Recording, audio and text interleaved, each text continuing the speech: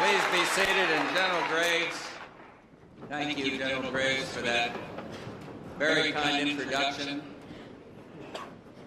Barbara and I are just delighted to be here and honored that we could be joined by our able Secretary of the Army, Mike Stone. Of course, the man well known here, heads our Army, General Sullivan, General Gordon Sullivan, Gracie Graves, General Robert Foley, General Galloway, Sean Daniel, well known to everybody here, been our host in a sense, and a West Point alum who's been at my side for 4 years, out here somewhere, General Scowcroft, graduate of this great institution who served his country with such distinction. May I salute the members of the Board of Visitors. See another I have to single out, General Galvin, who served his country with such honor. And of course, save the best for last, the Corps of Cadets. Thank you for that welcome.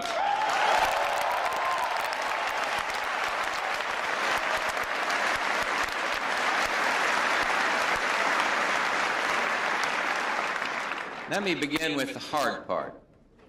It is difficult for a Navy person to come up to West Point after that game a month ago.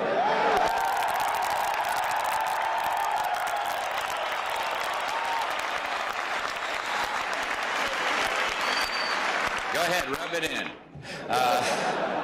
But I watched it.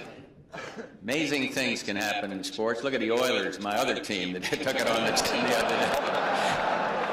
But I guess the moral of all this is that losing is never easy. Trust me. I know something about that. But if you have to lose, that's the way to do it. Fight with all you have, give it your best shot, and win or lose, learn from it, and get on with life. And I'm about to get on with the rest of my life. But before I do, I want to share with you, at this institution of leadership, some of my thinking, both about the world you will soon be called upon to enter and the life that you've chosen. Any president has several functions. He speaks for and to the nation. He must faithfully execute the law, and he must lead. But no function, none of the president's hats, in my view, is more important than his role as commander-in-chief. For it is as commander-in-chief that the president confronts and makes decisions that one way or another affects the lives of everyone in this country, as well as many others around the world. And I've had many occasions to don this most important of hats.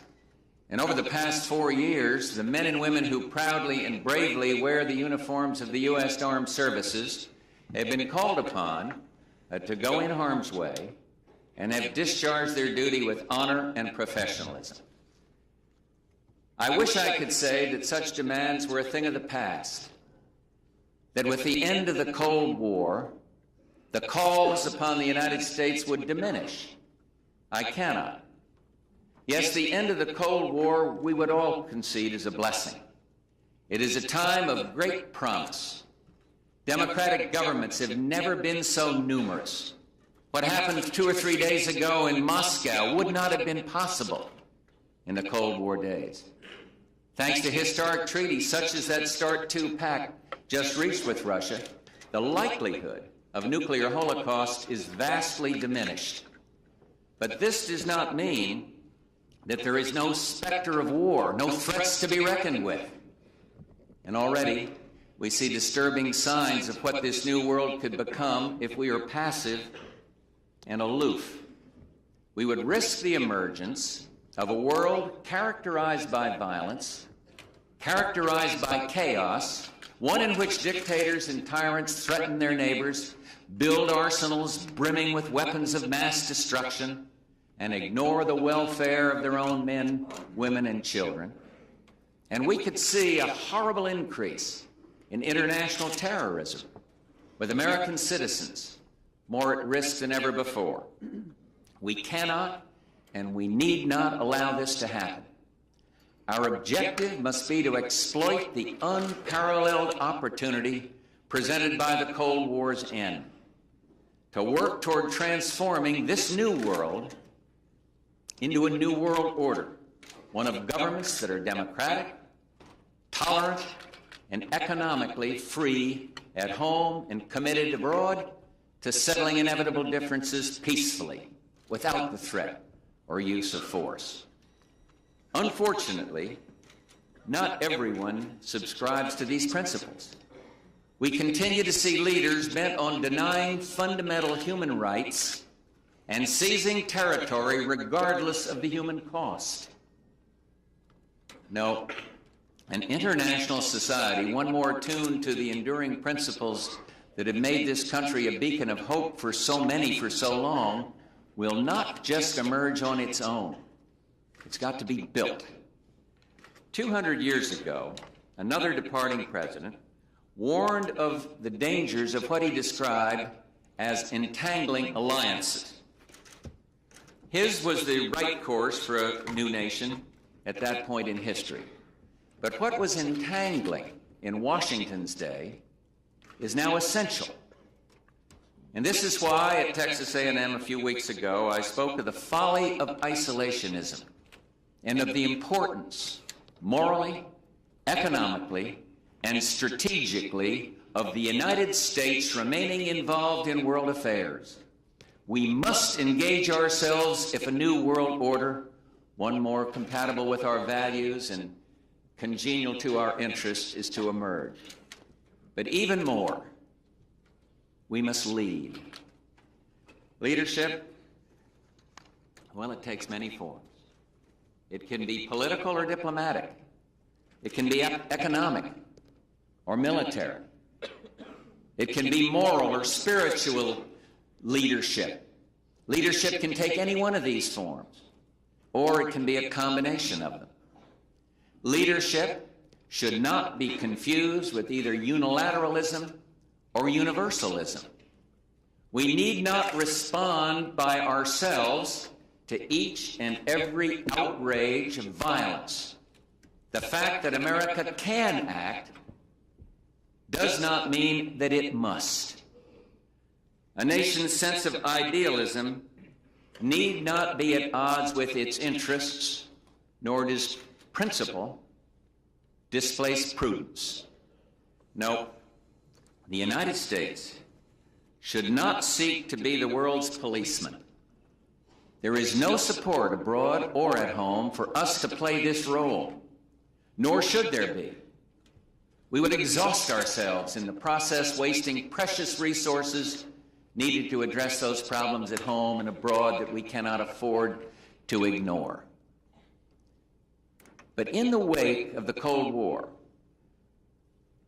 in a world where we are the only remaining superpower, it is the role of the United States to marshal its moral and material resources to promote a democratic peace. It is our responsibility. It is our opportunity to lead. There's no one else. Leadership cannot be simply asserted or demanded. It must be demonstrated. Leadership requires formulating worthy goals and persuading others of their virtue and contributing one's share of the common effort and then some. Leadership takes time. It takes patience. It takes work. And some of this work must take place here at home.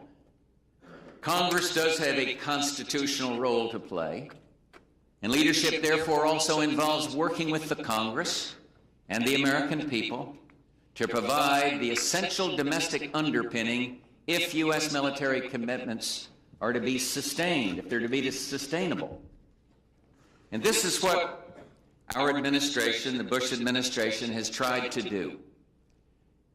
When Saddam Hussein invaded Kuwait, it was the United States that galvanized the UN Security Council to act and then mobilized the successful coalition on the battlefield. The pattern, not exactly the same, but similar in Somalia.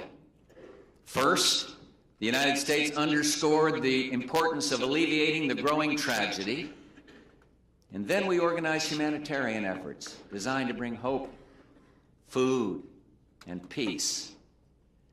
At times, real leadership requires a willingness to use military force.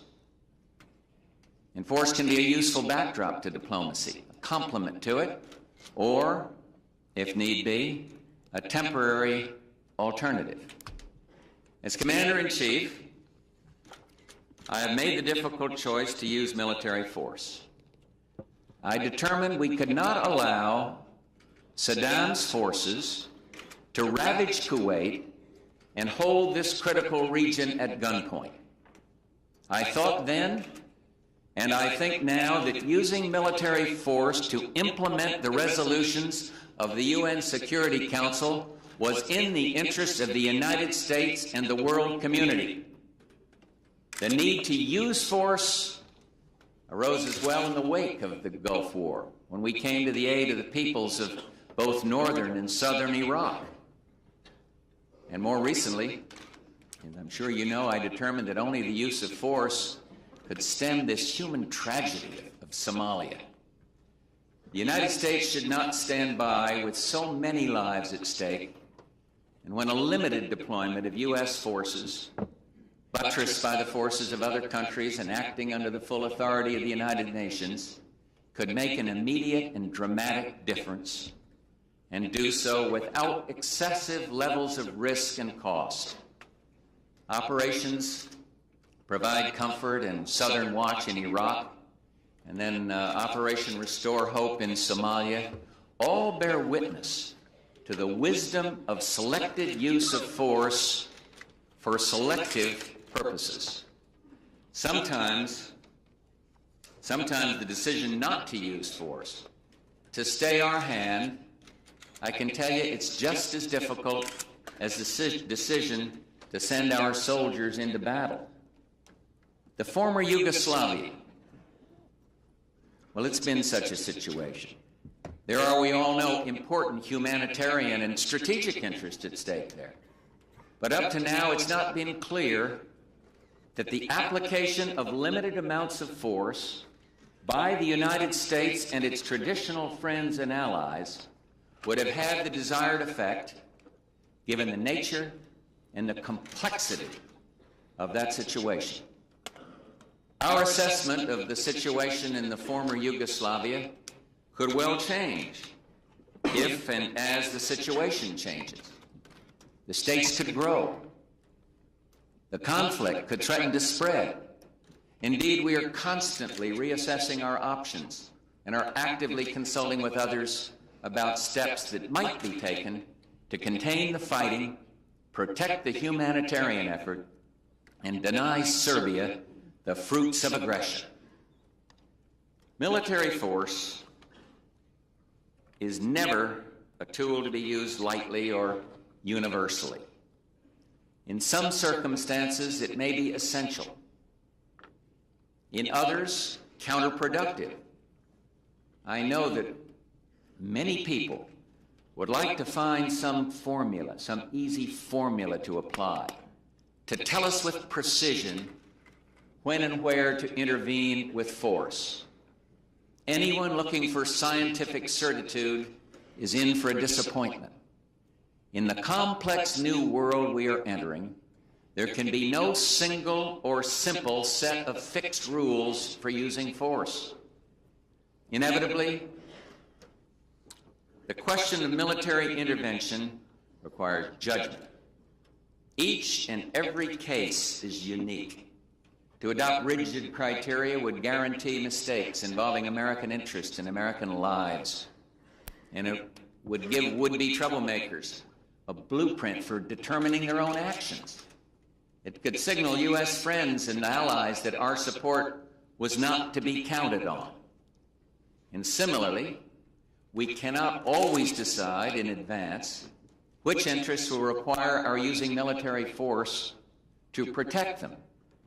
The relative importance of an interest is not a guide. Military force may not be the best way of safeguarding something vital, while using force might be the best way to protect an interest that qualifies as important but less than vital. But to warn against a futile quest for a set of hard and fast rules to govern the use of military force is not to say there cannot be some principles to inform our decisions. Such guidelines can prove useful in sizing and indeed shaping our forces and in helping us to think our way through this key question.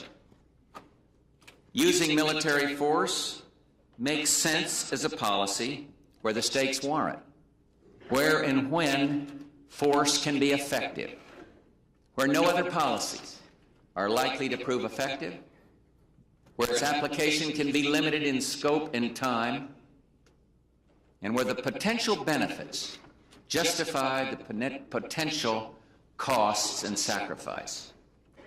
Once we are satisfied that force makes sense, we must act with the maximum possible support. The United States can and should lead, but we will want to act in concert where possible involving the United Nations or other multinational grouping. The United States can and should contribute to the common undertaking in a manner commensurate with our wealth, with our strength. But others should also contribute militarily, be it by providing combat or support forces, access to facilities or bases, or overflight rights.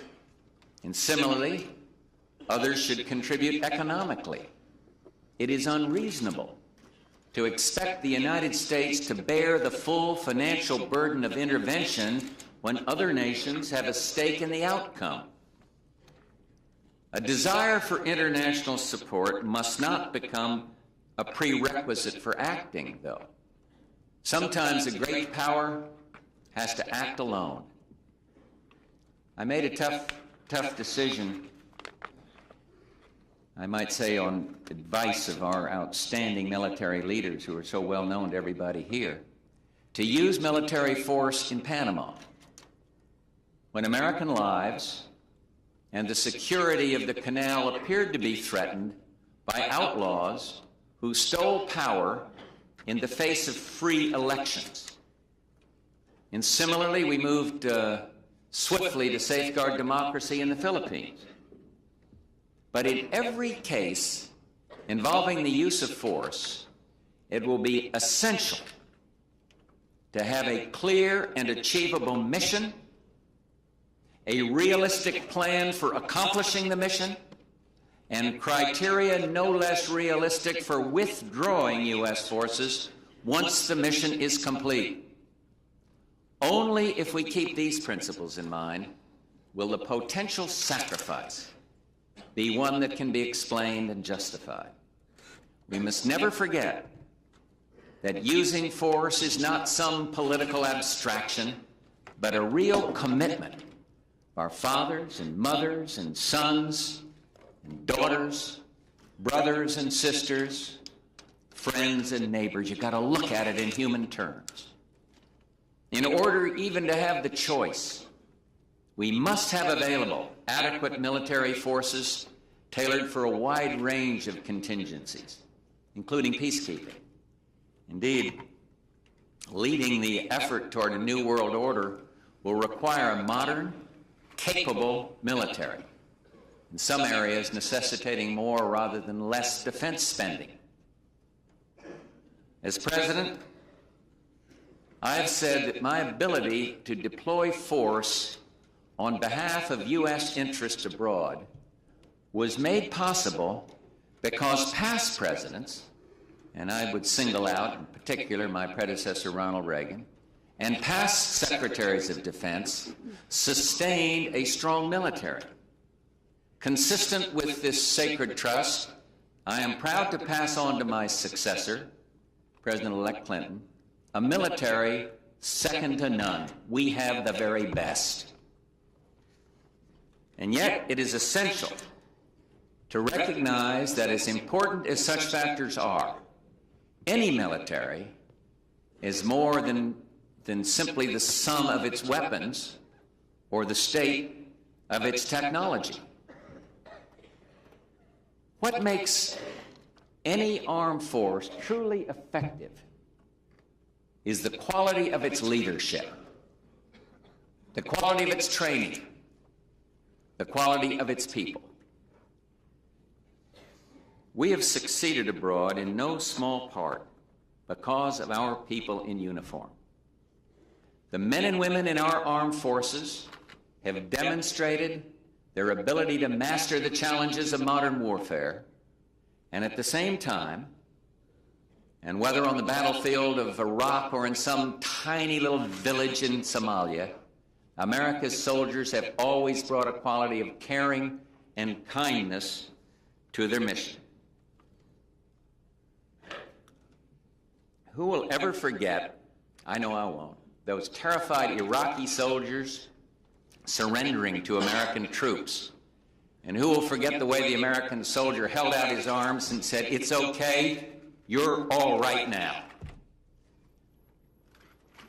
Or in Somalia, the young Marie, eyes filled with tears, holding the fragile arm of an emaciated child. There can be no doubt about it. The all-volunteer force is one of the true success stories of modern-day America. It is instructive to look at just why this is so.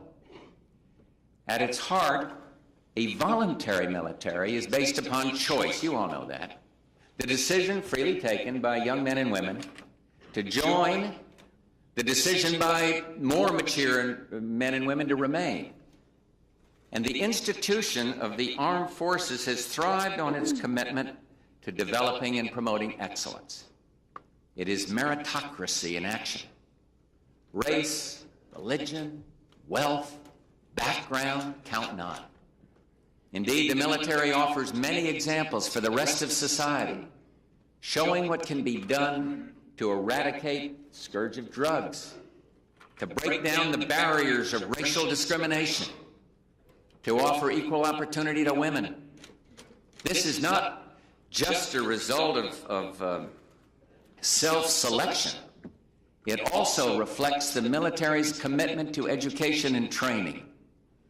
You know, people speak of defense conversion, the process by which defense, the defense firms, retool for civilian tasks.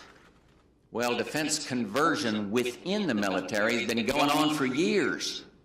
It is the constant process of training and retraining which the military does so well that allows individuals to keep up with the latest technology, take on more challenging assignments, and prepare for life on the outside. Out of this culture of merit and competition have emerged hundreds of thousands of highly skilled men and women brimming with real self-confidence. What they possess is a special mix of discipline, a willingness to accept direction, and a confidence, a willingness to accept responsibility. Together, discipline and confidence. There is no higher calling, no more honorable choice than the one that you here today have made. To join the armed forces is to be prepared to make the ultimate sacrifice for your country and for your fellow man. What you have done, what you are doing, sends an important message, one that I fear sometimes gets lost amidst today's often materialist, self-interested culture. It is important to remember, it's important to demonstrate that there is a higher purpose to life beyond oneself. And I speak of family, of community, of ideals. I speak of duty, honor, country. There are many forms of contributing to this country, of public service. Yes, there's government. There is volunteerism. I love to talk about the 1,000 points of light, one American helping another. The daily tasks that require doing in our classrooms, in our hospitals, our cities, our farms, all can and do represent a form of service. And in whatever form, Service benefits our society, and it ennobles the giver. It is and his message was one of public service, but with a twist on the importance of finishing one's schooling before going off to fight for one's country. I listened closely to what he had to say, but I didn't take his advice. And that day was my 18th birthday, and when the commencement ceremony ended, I went on into Boston, enlisted in the Navy as a seaman second class, and I never regretted it. And you too have signed up, and you too will never regret it, and I salute you for it. Fortunately, because of the sacrifices made in years before and still being made, you should be able to complete this phase of your education. A half-century has passed since I left school to go into the service. A half-century has passed since that day when Stimson spoke of the challenge of creating a new world. And you will also be entering a new world, one far better than the one I came to know. A world with the potential to be far better yet. And this is the challenge. And this is the opportunity of your lifetimes. I envy you for it, and I wish you Godspeed. And while I'm at it, as your Commander-in-Chief, I hereby grant amnesty to the Corps of Cadets. Thank you all very much. Thank you.